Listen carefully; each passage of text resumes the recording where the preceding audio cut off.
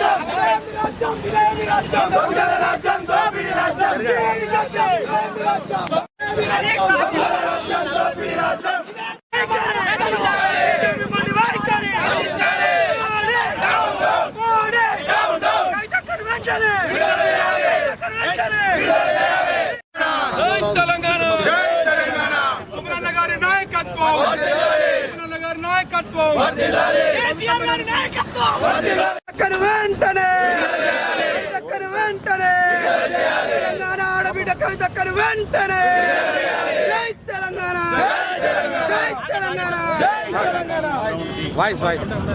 తెలంగాణ, జై తెలంగాణ. ఏదైతే ఈ రోజు తెలంగాణకి ఒక బ్లాక్ డేగా మనం పరిగణించుకోవచ్చు.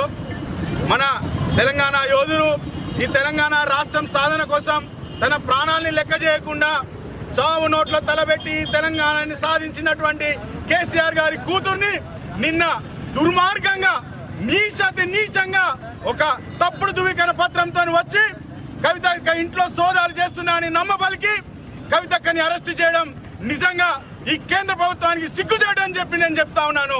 ఏదైతే ఈ యొక్క పిరికి పంద చర్యగా మేము భావిస్తా ఉన్నాము, కవితక్కను వెంటనే మీరు విడుదల చేసి న్యాయపరంగా తను చేసిన తప్పులేమని ఉంటే కోర్టు నుండి నిరూపించి ఆ తర్వాత మీరు దే మాట అంటే ఆ మాటకి ఈ తెలంగాణ ప్రభుత్వం తరఫున ఈ ప్రజలందరూ కూడా ఉంటామని చెప్పి చెప్తా ఉన్నాము.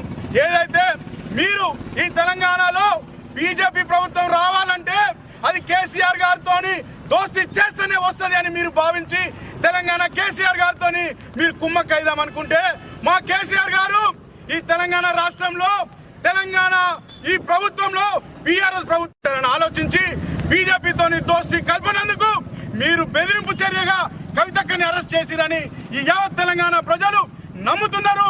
అదే నిజమని ప్రతి ఒక్కరు కూడా తెలుసు.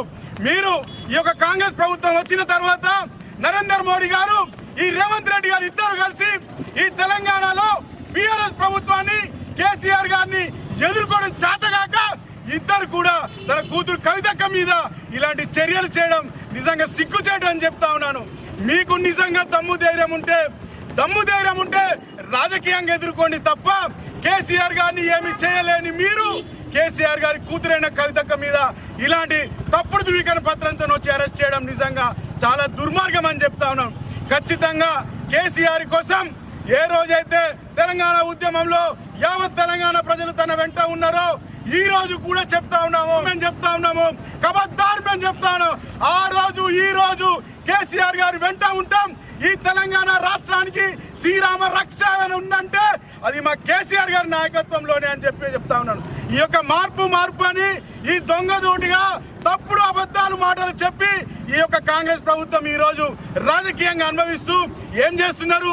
మార్పు అంటే పచ్చగా ఉన్నటువంటి మా తెలంగాణ రైతన్నలని కనీసం 150 నుండి 200 మందిని ఆత్మహత్య చేసుకుంటాడు చేసిరు. ఇదేనా మార్పు అని నేను అడుగుతా ఉన్నాను. ఆటో డ్రైవర్ అన్నలు ఏం పాపం చేసిరు మీ కాంగ్రెస్ ప్రభుత్వానికి? ఈరోజు సుమారు 50 మంది ఆత్మహత్యలు చేసుకున్నారు. మార్పు